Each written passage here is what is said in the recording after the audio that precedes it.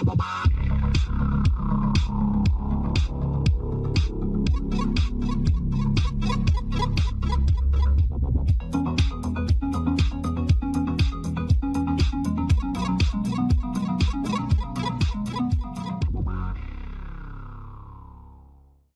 guys, and welcome to another Unlucky Frog gaming review. Not a game review per se this time, but a terrain review.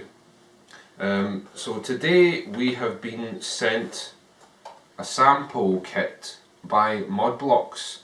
So ModBlokz is it's on Kickstarter just now, and it is a terrain / scenery range that is entirely modular. And this one is specifically designed for use in sci-fi skirmish games. This is a sample that we've been sent that has been 3D printed, which you may or may not be able to see from the little lines that the 3D printer has generated. But the final range is going to be fully resin cast, so you're going to have that nice smooth finish on the resin, and you've got a nice bit of detail in there on it. So it looks fairly generic as far as sci-fi scenery goes, which is good because it means that you can use it in a multitude of different games and systems. But what's really impressive about this kit is that it is fully magnetized.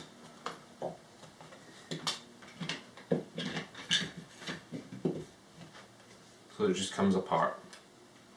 And the idea is that, as I've said, we've just got a small sample kit here, but the kits that they have on Kickstarter, there's one called the Armory, which is huge, and it is a multitude of these blocks. But this block system is, as the name suggests, the core of the ModBlokz range.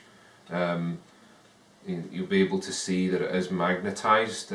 Ours has been pre-assembled for us by the guys at ModBlokz, but the kits that will ship, they will come with magnets, but they'll be marked for polarity so that you're able to assemble them in such a way where you're not going to have problems if you decide to use them with other kits in the range.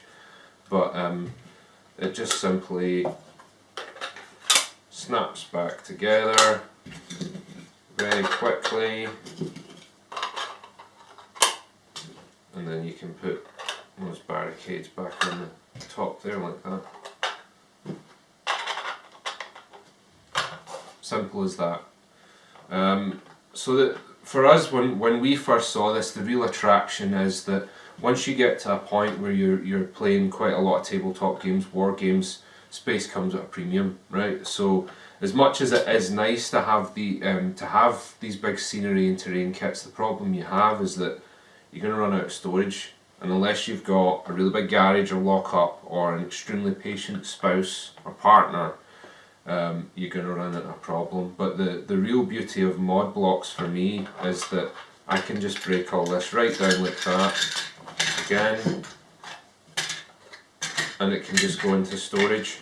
And the other thing is that, you know, I suppose if we had more of these kits, we could then paint up these fascias to look like different environments. So you could go like for a real dirty industrial look, or you could go for a sort of jungle look. You know, you could paint lichen on the side of it and that sort of thing. So it solves a lot of the problems that you have with scenery and terrain when it comes to war games. And if it's, I mean, you saw this again, it's if you're able to get it in that resin finish as well, they're going to look mighty impressive. So I guess the main thing now is to talk about the elephant in the room, which is the price point. This little tower is the very basic pledge on the Kickstarter at the moment, and that runs you about £15. Compare that to the Games Workshop Watchtower kits, which I think are out of print just now. I'm not entirely sure. It's a bit funny with the scenery, but the basic scenery kits that you get from Games Workshop will run you about £20. So they're not far off the Games Workshop pricing structure, but the main thing here is that it is fully modular. which is something that you don't really get with the static Games Workshop kits. You don't have as much detail, true, as you do on the Games Workshop kits, but I think it comes back to this thing of when you are invested in the hobby to the same degree as we are and some other people are, it comes back to that thing of practicality.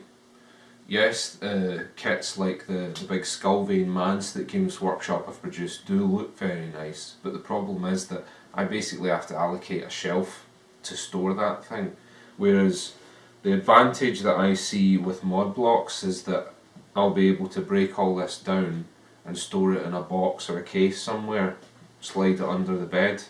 So you're paying for the convenience and the modular element of the kit. That's really where the money is going. And to be fair, at the same time, the advantage you have here is that these kits are fairly generic. For all this is very clearly like a sci-fi container or watch post.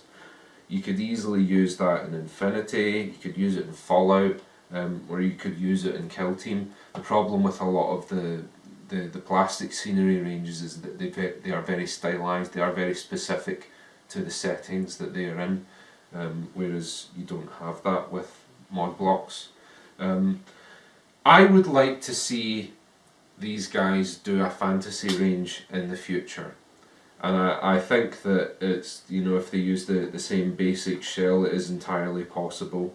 I'm just really excited about the prospect of what these guys do with the ModBlokz system in the future.